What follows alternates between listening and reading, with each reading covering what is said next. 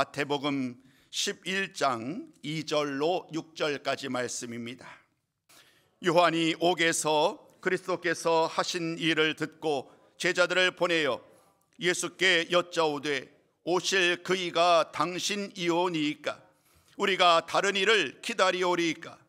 예수께서 대답하여 이르시되 너희가 가서 듣고 보는 것을 요한에게 알리되 맹인이 보며 못 걷는 사람이 걸으며 나병 환자가 깨끗함을 받으며 못 듣는 자가 들으며 죽은 자가 살아나며 가난한 자에게 복음이 전파된다 하라.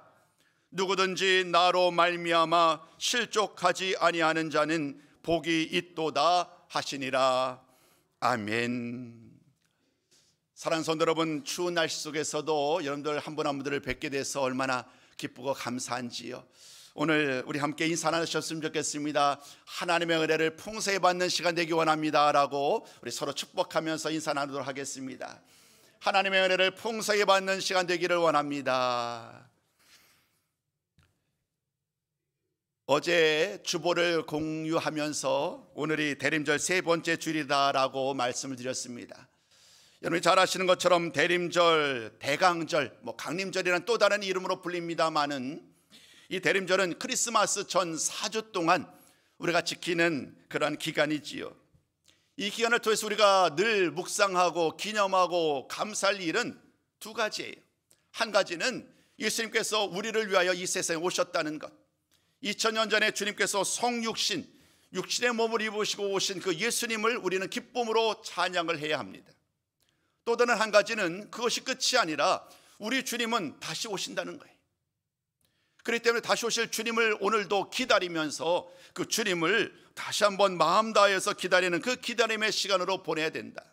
이 기다림의 신앙이다라고 말씀을 드릴 수 있을 것 같습니다. 교회사를 보면 언제나 이 대림절 절기를 지내는 동안 교회는 또 말씀을 선포하는 목사님들은 이러한 일들을 늘상 기억하고 함께 대림절을 보내왔습니다. 교회의 많은 이야기들을 돌아보면 이 대림절을 지내는 동안 어떻게 대림절을 보내야 할까? 그에 대해서 주로 이와 같은 기준을 가지고 함께 힘써 왔음을 많은 책을 통하여 보게 됩니다. 한번 잠깐 여러분들 예를 한번 드려볼게요. 총 4주 동안 우리 교회가 집중해야 될 일이 조금씩은 달라요.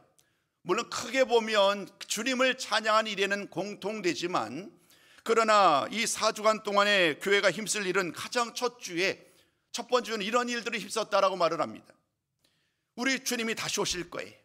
언젠가 다시 오실 텐데 그 다시 오실 주님, 그 하나님의 나라, 주님의 다시 오심을 오늘도 소망하면서 하나님의 나라를 기대하는, 그 하나님 나라를 기대하는, 그려보는 모습으로 이 한 주간을 보내야 한다. 또 다른 한 주간 동안에 우리는 무엇보다도 하나님 나라를 바라보며 마땅히 하나님 나라의 자녀되어 삶을 살아야 되는데 현실은 그렇지 못하잖아요. 여러 가지 분주하다는 이유로 그렇지 못했던 우리의 삶을 돌아보면서 세상에서 어떻게 우리가 하나님의 자녀로 빛과 소금으로 살아야 되는지 다시 한번 나를 돌아보며 회개하는 시간으로 보내야 된다. 세 번째 주에게 우리가 주시는 도전이 이것입니다. 그런 모든 과정 속에서 여전히 우리는 우리의 주변을 바라봐야 된다는 거예요. 우리 주변에 상처받고 소외된 이웃들이 많이 있기에 그 성도들, 주님을 기억하면서 성도들의 사랑을 마음껏 나누어 줘야 한다. 마지막 네 번째 주를 통해서는 우리가 다시 한번 그 예수님을 생각하면서 이웃을 다 초대하고 기쁨으로 함께 예배를 드리는 그러한 주간으로 보내야 된다. 이 4주간을 우리는 이러한 목적을 따라 보내야 하고 그런 일들을 교회가 힘썼음을 우리는 알고 있습니다. 강단에서 말씀을 전하는 목사님들도 마찬가지지요. 목사님들이 이 4주간 물론 꼭 이 말씀만을 전해야 되는 것은 아닙니다만은, 자유롭게 선택할 수 있습니다만은, 만약에 이 대림절을 절기를 가지고 말씀을 준비한다고 한다면 이 4주간 동안에 예수님의 탄생과 예수님이 오시는 그 길을 예배하는 말씀을 준비하고 선포해야 한다라고 말을 합니다. 많은 경우에 교회에 말씀 선포했던 그 교회 서적으로 보게 되면 유독 이 대림절 기간 동안 세 사람의 이름들이 자주 말씀이 선포됩니다. 세 사람이 누구냐 하면 이사야, 그리고 세례 요한, 그리고 마리아입니다. 이사야 선지자를 통해서 예언됐던 메시아의 예언의 말씀, 그리고 세례 요한을 통해서 주의 길을 예비할 것이라는 그 앞서 주님 앞에 선포했던 세례 요한의 선포의 말씀, 그리고 예수님을 잉타하여서 마리아가 순종과 희생의 모습을 통하여서 우리는 그 이사야와 세례 요한을 통하여 마리아를 통하여 오신 예수 그리스도를 돌아보게 됩니다. 올해 저는 그 과정 속에서 지난주 이사야서 말씀을 통하여서 함께 여러분에게 말씀드렸습니다. 주의 복음의 말씀, 생명의 말씀에 대한 말씀, 우리를 구원하러 오신 그 예수 그리스도의 구원의 말씀을 나눈 바 있고요. 오늘 이 시간에 우리가 두 번째 함께 나눌 말씀은 세례 요한의 이야기를 통하여 함께 말씀을 나누고자 합니다. 사는 성도 여러분, 오늘 말씀을 잘 보면 세례 요한과 예수님의 대화입니다. 물론 직접 예수님과 세례 요한이 대화한 것은 아니에요. 왜냐하면 오늘 말씀에 보면 세례 요한은 감옥에 있으니까요. 그러나 세례 요한이 궁금한 것이 있어서 자신의 제자들을 보내서 예수님에게 묻습니다. 예수님은 그 제자, 요한의 제자를 향하여 말씀을 전하는 과정 속에서 세례 요한의 궁금함과 예수님께서는 그 궁금함에 대답하는 이 말씀을 전하는데, 이 말씀은 비단 한 사람 세례 요한만의 문제는 아니었습니다. 오늘 말씀을 잘 살펴보면 메시아를 기다려왔던 수많은 이스라엘 백성들, 그들의 고민이었고 그들의 의문이었고 그들의 궁금증이었습니다. 오늘 이 말씀을 살펴보면 그들의 궁금증, 그들의 의심하는 모든 마음들이 사실은 우리들의 고민이고 우리들의 의심이었음을 아마도 깨닫게 될 것입니다. 말씀을 하나씩 살펴보면서 주님께서 이 세상에 오신 것이 얼마나 귀하고 복된 일인지 다시 한번 함께 대림절 세 번째 주일을 맞이하여서 돌아보는 시간이 되었으면 좋겠습니다. 먼저 오늘 말씀에 대한 설명을 앞서기에 세례 요한에 대한 설명을 여러분과 좀 나누고자 합니다. 여러분, 세례 요한에 대해서 잘 아실 거예요. 세례 요한, 예수님보다 먼저 와서 유대 광야에서 말씀을 선포합니다. 회개하라, 천국이 가까이 왔느니라. 수많은 사람들을 향하여서 회개하라, 천국이 가까우니라고 말을 하면서 이제 하나님의 때가 이르렀음을 선포합니다. 그런데 그는 자신에게 모든 관심이 집중되는 것을 원하지 않았습니다. 그렇기 때문에 그는 그 말씀을 선포하면서 동시에 자신을 가리켜서 나는 주의 길을 예비하는 사람에 불과하다. 내가 주인공이 아니라 내 뒤에 오실 분, 그분이 주인공이고 나는 그분의 길을 준비하러 보냄을 받은 사람에 불과하다라고 말을 합니다. 나중에 주님께서는 그를 가리켜서 참으로 귀한 선지자, 사람을 통해서 난 그 어떤 선지자보다 큰 사람이다라고 얘기를 하지요. 주님의 오실 길을 예배했던 그러한 선지자로서의 세례 요한의 사역이 얼마나 귀한지요. 그는 당당하게 유대 광야에서 하나님 나라가 이르렀음을, 천국이 이르렀음을 선포합니다. 그러나 얼마 지나지 않아서 그는 그만 감옥에 갇히고 말지요. 헤롯 안디바, 그 대신 분봉왕이었던 헤롯 안디바에 의해서 감옥에 갇히게 됩니다. 감옥에 갇히게 된 상황 속에서 그는 예수님께서 행하시는 일들을 듣게 된 거예요. 오늘 말씀은, 그 본문 말씀은 그때를 배경으로 합니다. 세례 요한에 대한, 그리고 예수님에 대한 이야기들 속에서 오늘 우리는 예수님이 어떤 분인지가 얼마나 온전히 드러나는지 세례 요한의 질문 속에서 그 답을 찾는 시간이 되었으면 좋겠습니다. 감옥에 있는 동안에 예수님에 대한 소문이 들려오는 거예요. 예수님께서 이곳에서 이런 일을 행하였고 저곳에서 저런 일을 행하였다라는 수많은 일들, 가르치고 전파하고 고치는 수많은 사역들에 대한 이야기를 이제 소문을 들어 듣게 되었습니다. 근데 세례 요한은 한 가지 의문이 있었습니다. 내가 만났던 예수님, 내가 기대했던 메시아, 그는 누구보다도 예수님을 만났고 예수님이 메시아다라는 것을 확신하고 있었어요. 그런데 시간이 지나가면서 예수님이 행하는 모든 모습들을 보니까 그 안에 의문이 생기는 거예요. 내가 원했던 메시아는 이런 분인데, 우리들이 기다려왔던 메시아는 이런 분인데, 그런데 지금 내가 소문을 들어 알고 있는 예수님의 사역의 모습은 내가 기대했던 모습과는 너무나도 다른 거예요. 그래서 그는 자신의 제자를 보내서 예수님을 향해서 묻습니다. 과연 그 예수님이 내가 기대했던 메시아가 맞는지, 아니면 우리가 또 다른 메시아를 기다려야 하는지를 묻는데, 그 말씀이 바로 오늘 본문 3절 말씀이죠. 우리 한번 세례요한이 질문했던 그 질문을 우리 한번 같이 한번 나눠보셨으면 좋겠어요. 3절 세례요한은 이렇게 질문합니다. 함께 읽어봅니다. 시작. 오실 그이가 당신이오니까 우리가 다른 이를 기다리오리까. 여러분, 이 질문은요, 사실 조금은 이해할 수 없는 질문이에요. 왜냐하면 누구보다도 세례요한은 예수님을 직접 만났던 사람이에요. 마태복음 앞부분 3장 말씀을 통해서 봐도, 또 요한복음 1장 말씀을 통해 보면 세례요한은 예수님의 길을 준비하러 왔던 사람이라고 말씀드렸잖아요. 비단 그 말씀뿐만 아니라 그는 직접 예수를 만나요. 왜냐하면 예수님께서 그 세례요한에게 세례를 받으시기 위하여 나오셨으니까요. 그는 직감합니다. 이분이 바로 내 뒤에 오실 분, 이분이 감히 내가 세례를 줄 수 없는 정말 높으신 분, 위대하신 분임을 그는 직감하여, 그렇기 때문에 도저히 내가 주님에게 세례를 받을 수 없습니다, 세례를 줄 수 없습니다 라고 합니다. 그럼에도 불구하고 주님께서는 계속해서 강권하지요. 그때에 세례요한은 그 강권하는 주님의 말을 거역할 수 없어서 주님에게 세례를 베풉니다. 그때 어떤 일이 일어나는지 그는 이렇게 고백을 합니다. 하늘이 열렸다고 말을 합니다. 하늘이 열리고 하늘에서 성령이 비둘기같이 임하는 것을 직접 눈으로 보았다고 말을 합니다. 메시아가 세상에 오셨다는 것을 이 하늘에서 하늘이 열리고 성령이 임하는 이런 놀라운 일들을 통하여서 그가 직접 눈으로 목격한 것이지요. 또 요한복음은 이렇게 말을 합니다. 예수님을 가리켜서 세상 죄를 지고 가는 하나님의 어린 양이로다. 그리고는 모든 말씀을 끝마친 다음에 그는 이렇게 말합니다. 그분은 하나님의 아들이 분명하시다.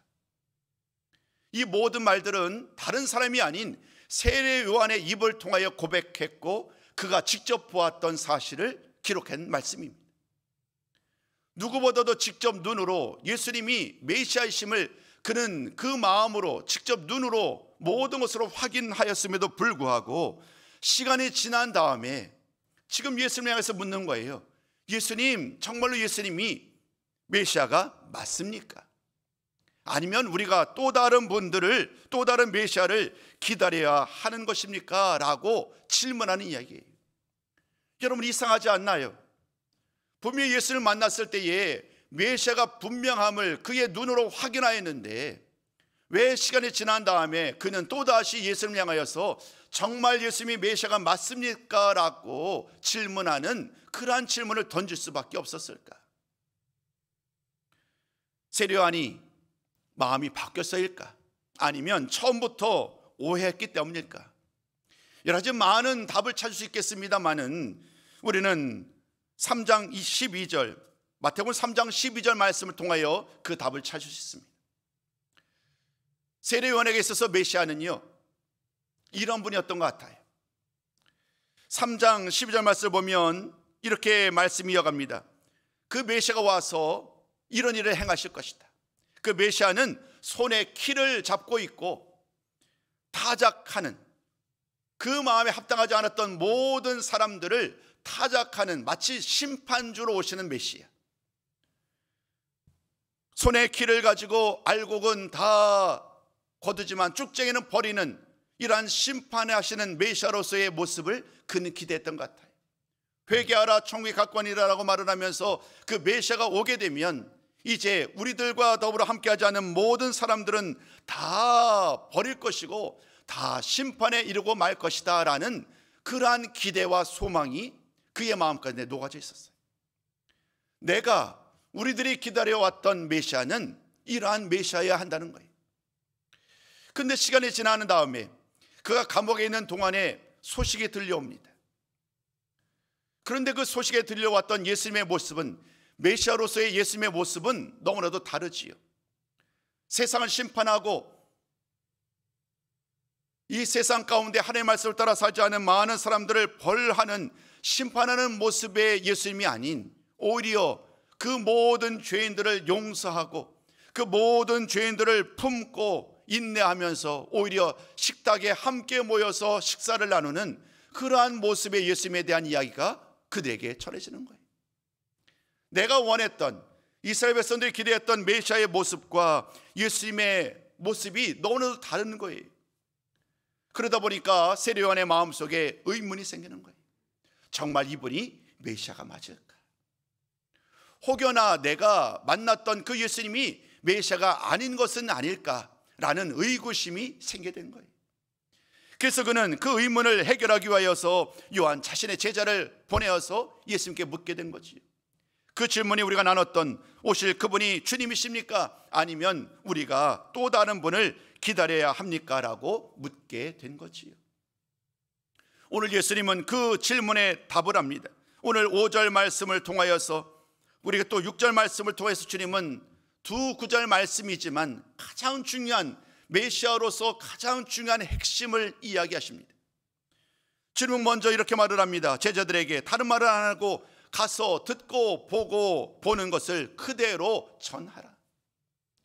그냥 내가 보았던 것, 내가 들었던 것, 그 모든 것을 그대로 전하면 그것으로 충분하다라고 말을 합니다. 그러면서 주님은 5절에서 5가지 아주 구체적인 예를 들어 설명을 하지요. 우리 한번 오늘 5절 말씀을 여러분 보시겠어요? 5절 말씀 보니까 이런 이야기를 주님은 제자들에게 하셨어요. 첫 번째 이렇게 말합니다. 맹인이 보게 될 것이다. 두 번째, 못 걷는 사람이 걷게 될 것이다. 세 번째, 나병 환자가 깨끗함을 받을 것이다. 또 못 듣는 자가 들을 것이다. 죽은 자가 살아나며 가난한 자에게 복음이 전파될 것이다 라는 말씀을 전해 주십니다. 어찌 보면 이 말씀은 좀 어울리지 않는 말씀 같아요. 지금 세례 요한은 예수님에게 물었잖아요. 예수님이 메시아가 맞으십니까? 그럼 우리 주님의 대답은 이렇게 대답하는 것이 직접적인 대답이겠죠. 맞다, 그렇다. 근데 주님께서는 그와 같은 말을 하지 않으세요. 오히려 주님은 맹인이, 못 걷는 사람이, 나병 환자가, 또 못 듣는 사람이, 죽은 자가, 가난한 자에게 이런 일들이 일어날 것이다 라는 말씀을 전하는 것으로 그 말을, 그 질문의 답을 대신합니다. 여러분, 이 말씀을 어떻게 우리가 받아들여야 될까요? 사실 이 말씀에는요 정말 중요한 사실을 담겨가고 있습니다.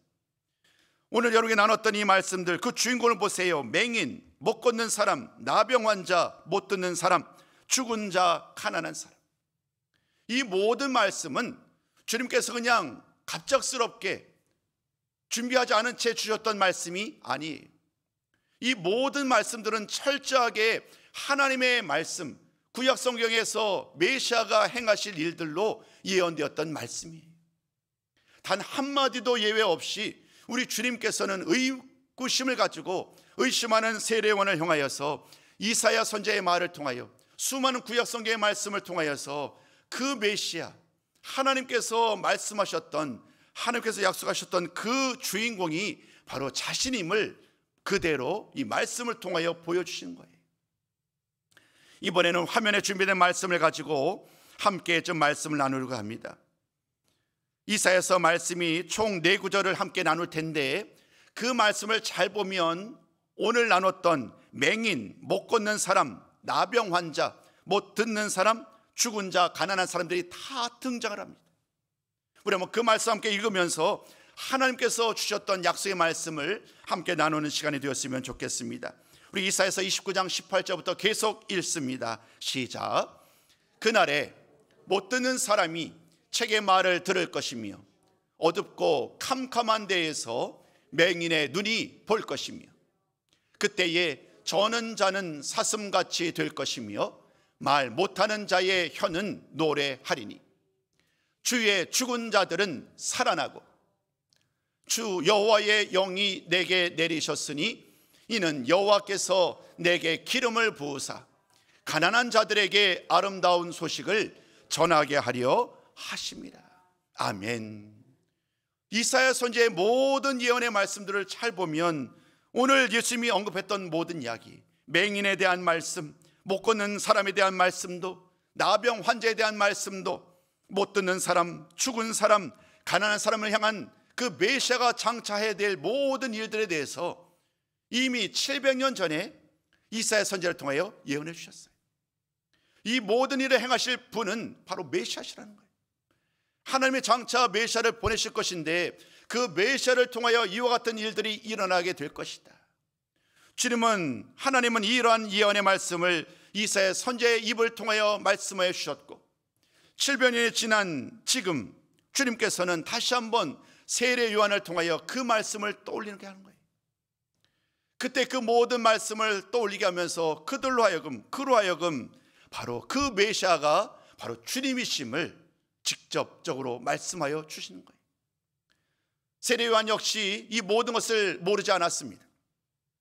왜냐하면 마태복음 3장 3절 말씀 보면 세례 요한이 자신의 사역을 모든 사람들에게 선포할 때에 이사야서 40장 3절 말씀을 그 역시 인용하거든요.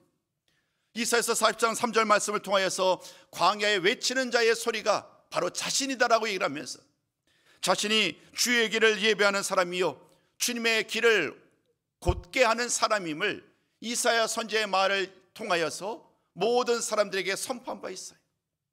세례 요한은 누구보다도 이사야 선지자의 말씀, 즉 구약성경의 모든 말씀을 잘 알고 있던 사람이, 그렇기 때문에 주님께서 이 말씀을 전할 때에 많은 사람들에게 이러한 일들이 일어난다는 그 모든 말씀을 전할 때에 세례 요한은 깨닫게 됩니다.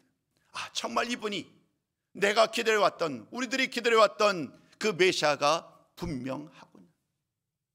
내가 비록 주님의 말씀을, 주님 행하시는 많은 사역 때문에 내가 주님을 의심하였지만 그러나 그 모든 의심이 잘못되었다는 것을 깨닫고 그는 즉시로 그 예수님이 자신을 위하여 오신 메시아, 내 뒤에 오실 메시아임을 다시 한번 고백하게 되었습니다. 그리고 잘 아시는 것처럼 그는 그렇게 감옥에서 마지막 죽음을 맞게 되는 거예요.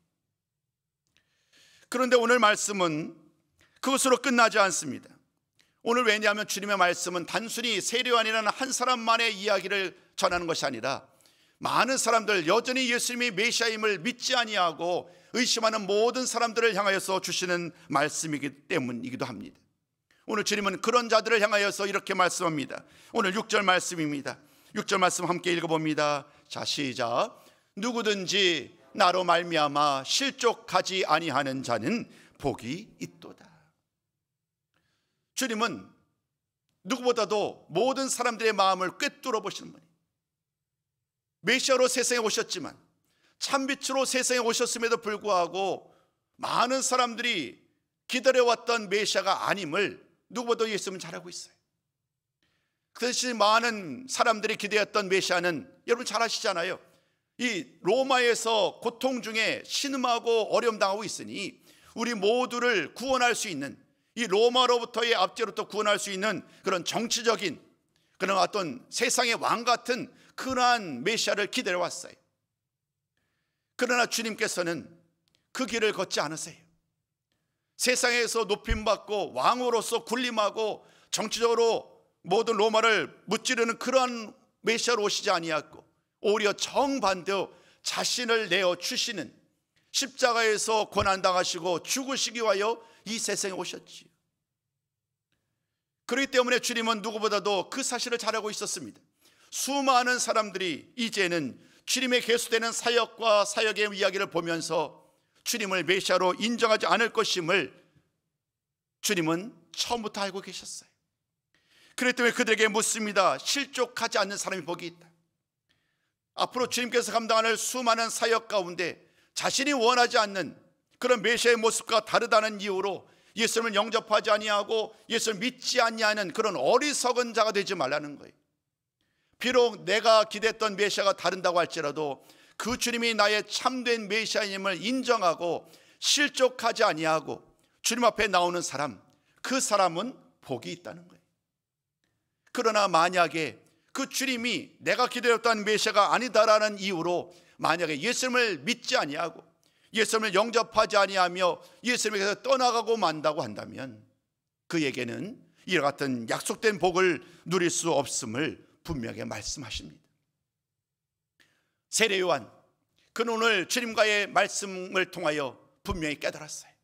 예수님이 내가 기다려왔던 참된 메시아, 하나님께서 보내시고자 하셨던 그 메시아임을 그는 확신히 고백하게 되었고 기쁨으로 그 주님을 영접할 수 있었어요. 그러나 나머지 모든 말씀 이어보면 이후에 예수님의 제자들 그리고 수많은 많은 사람들은 그 메시아의 모습 속에서 여전히 고민하고 여전히 의심하던 과정 속에서 주님을 떠나고 말았던 이야기들을 우리는 만나게 됩니다. 이후의 모든 말씀들을 우리가 살펴보면 수많은 사람들이 무리들이 예수님을 따라왔지만 그들이 정작 예수님을 따라왔던 이유는 나의 배고픈 배를 배불리는 것이고 나의 문제가 해결되는 것이 전부였습니다.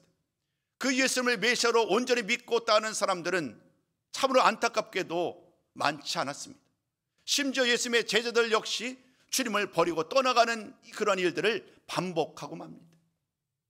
이런 모든 과정 속에서 정작 구원에 이르는 사람들이 정말 소수에 불과했지만 그러나 주님은 끝까지 자신이 이 세상에 오신 목적을 감당하셨고 자신의 생명을 내어 주심으로 말미암아 끝까지 순종하셨던 그 사역을 완수할 수 있었습니다. 오늘 우리는 대림절 셋째 주일을 통하여서 예수님께서 세상에 오신 것을 함께 기쁨으로 함께 말씀을 나누지만 그러나 주님께서 이 세상에 오셔서 자신의 생명을 내주시기까지 순종하셨던 그 주님의 사역을 늘 기억해야 합니다. 그 시간 동안 많은 사람들이 떠나갔고 심지어 예수님의 제자들까지도 예수님을 떠나가고 말았지만 그러나 끝내 많은 사람들은 그 주님의 사역의 가장 중요한 목적을 깨닫게 됩니다. 우리 주님이 정말로 나를 살리시는, 나를 구원하신 메시아였음을 그는 고백하게 되지요. 오늘 맨 마지막으로 한 사람의 고백만 살펴보는 것으로 말씀을 좀 마무리하고자 합니다. 예수님을 잘 따랐던 베드로, 그러나 동시에 그는 예수님을 떠나갔던 사람이기도 하지. 예수께서 십자가에 달려 돌아가실 때에 그 마지막 순간을 함께하지 못했던 사람이 바로 이 베드로예요. 그러나 시간이 지난 다음에 예수님의 죽으심과 부활하심을 직접 보았고 그 모든 과정 속에 그는 마지막에 이렇게 고백을 합니다. 베드로후서 3장 8절과 9절 말씀입니다. 우리 한번 이 말씀도 같이 한번 좀 나눠보셨으면 좋겠습니다. 함께 읽습니다. 시작. 사랑하는 자들아, 주께는 하루가 1000년 같고 1000년이 하루 같다는 이 한 가지를 잊지 말라. 주의 약속은 어떤 이들이 더디다고 생각하는 것 같이 더딘 것이 아니라 오직 주께서는 너희를 대하여 오래 참으사 아무도 멸망하지 아니하고 다 회개하기에 이르기를 원하시느니라. 아멘. 많은 사람들이 그랬던 것처럼 베드로도 역시 다르지 않았어요. 그냥 예수님이 오셔서 내가 당하는 모든 문제들, 내가 당하는 모든 아픔들이 다 해결되길 원했어요. 로마로부터 압제받는 과정 속에서 그 모든 압제에서 자유됨을 받기를 원했고 여전히 많은 고통과 어려움, 많은 질병 가운데 다 그 모든 문제가 해결되길 원했어요. 그것이 그들에게 기다려왔던 메시아가 전부예요. 베드로도 예외는 아니었어요. 그러나 시간이 지난 다음에 그는 알아요. 예수님이 무슨 목적으로 이 세상에 오셨는지를. 맨 마지막 베드로후서 3장 9절은 이렇게 말을 하잖아요. 오직 주께서는 너희를 향하여 오래 참으사 아무도 멸망하지 아니하고 다 회개하게 이르기를 원하시느니라. 그 어떤 사람도 심지어 그토록 우리를 힘겹게 하는 저 대제사장들과 저 바리새인들까지도 만약에 회개하면, 저 이방인들까지도 만약에 회개한다면 그들도 구원을 이룰 것이다, 그들도 구원을 받을 것이다 라는 것을 베드로의 입을 통하여 고백하는 거예요. 예전에는 알지 못했는데, 예전에 내가 기대했던 메시아와는 너무나도 달랐는데 시간이 지난 다음에 내가 만난 예수님, 그분을 통하여서 그 예수님은 모든 사람들, 그들이 어떤 사람이든지 주께로 돌아와 자신의 모든 죄를 회개하고 주께로 돌아오는 그 모든 사람들을 받으시고 그들을 구원하신 분임을 고백할 수 있었습니다. 오늘 이 말씀을 마무리하면서 오늘 나를 향하여, 우리를 향하여 한번 질문해 보셨으면 좋겠어요. 내가 기다려왔던, 내가 기대하는 메시아, 내가 기대하는 예수님은 어떤 분인가? 혹여나 오늘 우리들도 예수님을 나의 필요를 채우기 위하여 내가 기도하면 들어주시는 분, 나의 문제를 해결하시는 분으로서의 메시아를 기다리고 그분을 위하여 기도하고 계시지는 않은지. 만약에 그렇다면 그 옛날 이스라엘 백성들과 세례 요한과 주님의 제자들과 다를 바가 없겠지요. 사랑하는 성도 여러분, 주님께서 이 세상에 오신 것은 우리들을 위하여, 우리들의 어떤 필요와 우리들의 원하는 것을 이루기 위하여 오신 것이 아니라 하나님의 약속대로 오신 줄로 믿습니다. 하나님께서 말씀하셨고 하나님께서 예배하신 그 모든 일들을 행하기 위하여 이 세상에 오신 분. 그래서 다른 사람이 무엇라고 하든 주님은 그 명령 따라서 자신을 생명을 내어주시기까지 순종하시며 그 길을 걸어가신 거예요. 그 일로 말미암아 오늘 우리가 새롭게 다시금 주님의 자녀로 거듭날 수 있었고 믿음으로 살게 된 줄로 믿습니다. 마저 모든 말씀을 마무리하면서 우리는 다시 오실 주님을 기대하는 것으로 이 말씀을 마무리하고자 합니다. 요한계시록 맨 마지막 말씀 보면 이렇게 말합니다. 아멘, 주 예수여 오시옵소서. 다시 오실 그 주님을 기다리면서 오늘 내 생명 다하는 그날까지 믿음으로 살겠노라고 다짐했던 수많은 초대교회 성도들처럼 우리들도 이 믿음 가지고 사셨으면 좋겠어요.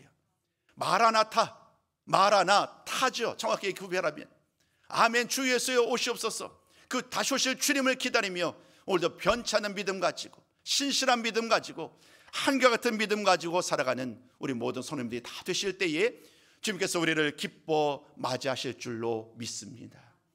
그 믿음 가지고 오늘도 마라나타의 믿음으로 신앙으로 살아가시는 우리 모든 성도님들이 다 되시기를 주님의 이름으로 축복합니다.